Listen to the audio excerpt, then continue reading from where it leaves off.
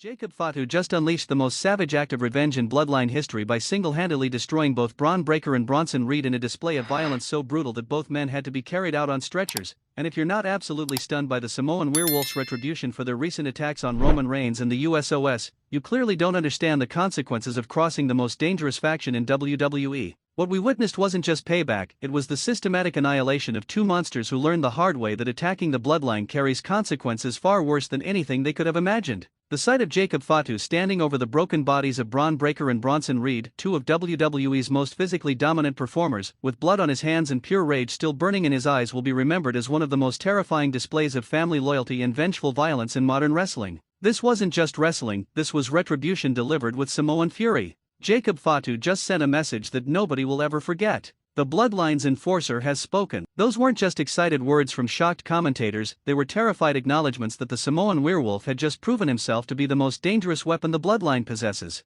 The horror in their voices captured how violent and one-sided this destruction truly was. You want to talk about revenge attacks that redefine what it means to make someone pay? Jacob Fatu didn't just defeat Breakker and Reed, he obliterated them with such savage intensity that both men may never be the same physically or psychologically after experiencing what happens when you anger the wrong Samoan. The setup for this revenge attack was perfectly orchestrated for maximum impact. Bron Breakker and Bronson Reed had been celebrating their recent assaults on Roman Reigns and the Usos, bragging about how they had exposed the Bloodline's vulnerability, when suddenly the arena lights went completely dark and an ominous Samoan war chant filled the venue. But here's what makes this retribution absolutely terrifying: Jacob Fatu didn't come to the ring through the normal entrance. He appeared from the crowd like a predator stalking prey, and by the time Breakker and Reed realized what was happening, the Samoan werewolf was already in the ring and violence was inevitable. The most shocking aspect of this attack was how Jacob targeted both men simultaneously without any hesitation or concern for the numerical disadvantage. This is someone who weighs 330 pounds himself facing two other 300-pound monsters, yet he showed absolutely zero fear or caution. Here's a question that's going to reveal just how unprecedented this revenge attack truly was. When was the last time you saw one wrestler successfully destroy two super heavyweight opponents in a legitimate-looking beatdown that didn't feel scripted? The actual assault began with Jacob hitting Bron Breakker with a devastating superkick that sent the second-generation star crashing into Bronson Reed. The impact was so violent that both men went down in a tangled heap, and Jacob immediately capitalized by launching himself over the top rope with a suicide dive that drove all three massive bodies into the barricade. But the most devastating sequence came when Jacob separated the two attackers and delivered personalized punishment based on their specific crimes against the Bloodline. For Bron Breakker, who had speared Roman Reigns, Jacob delivered a Super Samoan drop from the second rope that looked like it broke Bron's spine. The way Breakker's body folded on impact was absolutely sickening to watch. Medical experts watching at ringside immediately expressed concern about potential spinal compression, and the way Bron couldn't immediately move after landing made everyone realize this revenge had crossed into genuinely dangerous territory. Quick question for the physics experts: how much force is generated when a 330-pound man delivers a Samoan drop from the second rope, and what kind of injuries would realistically result from that impact? The most infuriating aspect for Breakker and Reed supporters is that they never had a chance to mount any significant offense.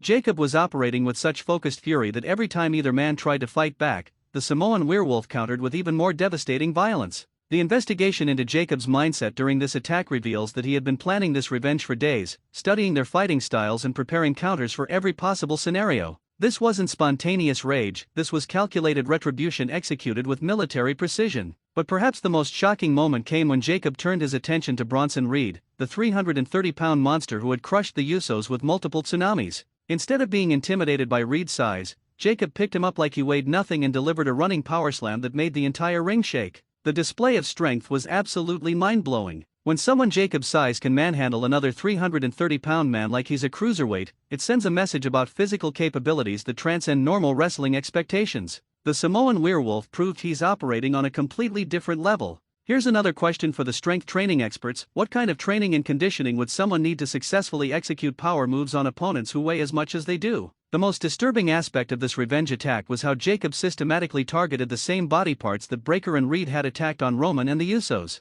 For every injury they had inflicted on the Bloodline, Jacob delivered triple the punishment back on them. The testimonies from ringside personnel described Jacob as being almost in a trance-like state during the attack. His eyes were completely focused, and he wasn't responding to anything happening around him, one witness revealed. He was just methodically destroying them like he was following a checklist of damage. But the most terrifying sequence came when Jacob stacked both Breakker and Reed on top of each other and climbed to the top rope. The crowd collectively held its breath knowing what was coming, and when Jacob launched himself with a moonsault that crashed down on both men simultaneously, the arena exploded. The impact of 330 pounds crashing down from that height onto two already injured bodies was so violent that security and medical personnel immediately rushed to the ring. The concerned looks on the EMT's faces as they assessed both men made it clear this wasn't just entertainment, genuine injuries had occurred. The medical response was immediate and absolutely necessary. Both Bron Breakker and Bronson Reed required assistance just to sit up, and the decision to use stretchers and neck braces tells you everything about how seriously they were injured by Jacob's vengeful assault.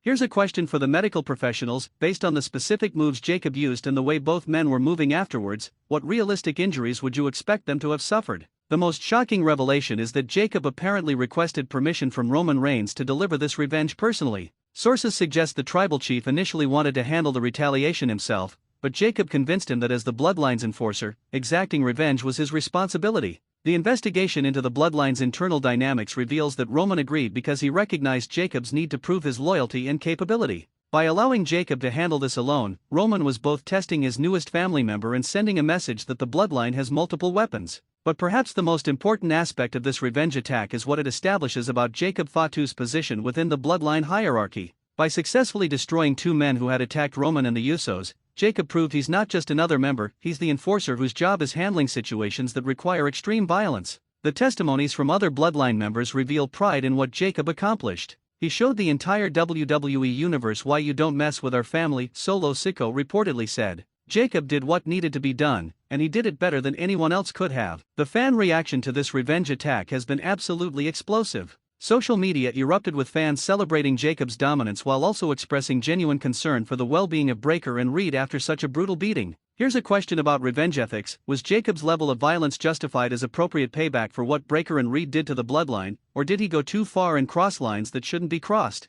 The most controversial aspect of this situation is that WWE apparently allowed this level of violence to occur without any interference. Referees, security, and officials all stood back and let Jacob destroy both men until he decided he was finished. The corporate decision to permit this revenge attack raises serious questions about WWE's standards and when they choose to intervene in violent situations. The fact that they allowed Jacob to continue attacking after both men were clearly defeated suggests they viewed this as necessary for storyline purposes. But the most terrifying implication is that this revenge attack establishes a precedent that attacking the Bloodline results in disproportionate retaliation. Jacob didn't just get even, he escalated the violence to a level that makes everyone think twice about crossing Roman's family. The investigation into how this attack will affect the ongoing war reveals that Breakker and Reed are now targets that the Bloodline will continue hunting. This wasn't a one-time revenge, it was the opening salvo in what could become a sustained campaign of violence. The most important consideration is whether Bron Breakker and Bronson Reed can physically and psychologically recover from this beating. Being dominated and destroyed by one man when you're supposed to be an unstoppable duo creates mental scars that might be harder to heal than physical injuries.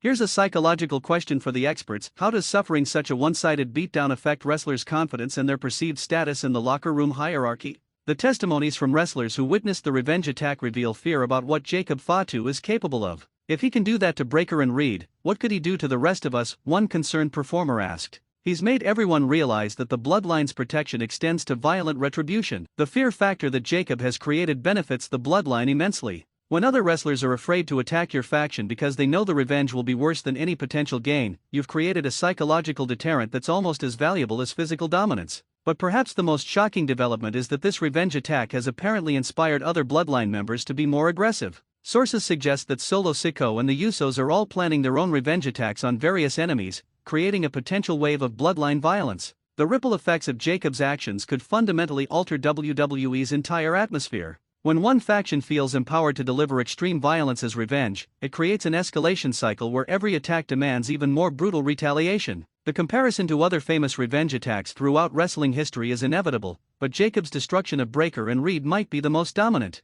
The fact that he handled both men alone while they had failed to destroy Roman and the Usos even with numerical advantage makes this revenge particularly satisfying for Bloodline supporters. Here's a question for revenge attack historians: where does Jacob Fatu's payback rank among the most devastating revenge attacks in WWE history, and what makes it particularly impactful? The most shocking theory is that this attack was actually a test from Roman Reigns to see if Jacob deserves to remain in the Bloodline. By giving him the responsibility of defending family honor, Roman was evaluating whether Jacob possessed the loyalty, capability, and ruthlessness required to be a permanent member. The investigation into Roman's thinking reveals that he views loyalty as something that must be proven through actions rather than words. Jacob's willingness to risk his own physical health to destroy two dangerous opponents demonstrated the kind of commitment Roman demands from family. But the most important question is whether this revenge attack actually ends the conflict or simply escalates it to an even more dangerous level. Will Breakker and Reed accept their beating as justified payback, or will they seek their own revenge against Jacob, creating an endless cycle of violence? The testimonies from both camps suggest that this war is far from over. Breakker and Reed are reportedly already planning their response once they recover, while Jacob has made it clear he's ready for round 2 whenever they want it. The most terrifying aspect is that each revenge attack becomes more violent than the previous one. What started as targeted attacks on specific bloodline members has escalated to one man destroying two opponents simultaneously. Where does this violence escalate to next? Here's a final escalation question for the long-term storytelling experts. At what point does the revenge cycle become so violent that WWE has to intervene and shut it down, or will they allow it to continue escalating indefinitely? The coming weeks will reveal whether Bron Breakker and Bronson Reed can recover from the physical and psychological damage Jacob Fatu inflicted, or whether the Samoan Werewolf's revenge has permanently altered their status in WWE's hierarchy. Either way, the message has been sent loud and clear: attack the bloodline at your own peril. The wrestling world has witnessed payback delivered with Samoan Fury, and two of WWE's most dominant monsters learned that there are consequences for crossing the bloodline. Jacob Fatu has established himself as the most dangerous enforcer in wrestling, and everyone should be terrified of what he'll do next. It was payback time, and Jacob Fatu delivered retribution so brutal that Bron Breakker and Bronson Reed will never forget the price of attacking Roman Reigns and the Usos. The Samoan Werewolf has proven that the bloodline's reach is long and their revenge is devastating.